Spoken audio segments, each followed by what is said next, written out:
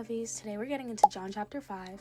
This chapter presents significant events and teachings capturing aspects of Jesus' ministry, divine authority, and deep truths about life, judgment, and belief. In verses 1 through 15, Jesus visits Jerusalem and encounters a man who had been sick for 38 years. Jesus asks the man if he wants to get well, and to this the man explains his predicament, that no one has helped him into the pool, demonstrating his desperation and isolation.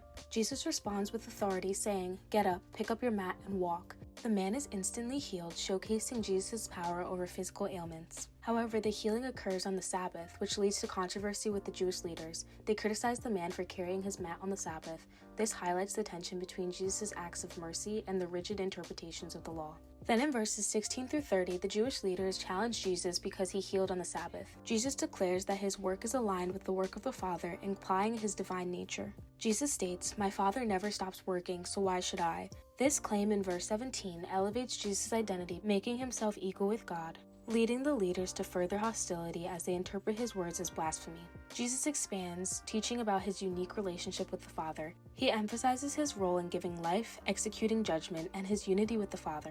In verse 21, he says, "For just as the Father raises the dead and gives them life, even so the Son gives life to whom he is pleased to give it." Then in verses 31 through 47, Jesus presents witnesses to his identity and mission to validate his claims. He mentions John the Baptist, his works, the Father, and the Scriptures. He implies that these testimonies are sufficient for belief, yet acknowledges the spiritual blindness and resistance of some who refuse to accept him. Jesus challenges them regarding their reliance on the Scriptures, pointing out that if they truly believed Moses, they would believe in him, as Moses wrote about him. Throughout this chapter, Jesus demonstrates his compassion, power, authority, and divine nature, calling people to deeper faith and understanding. It's a profound teaching on life, judgment, and his mission, inviting believers to trust in him fully.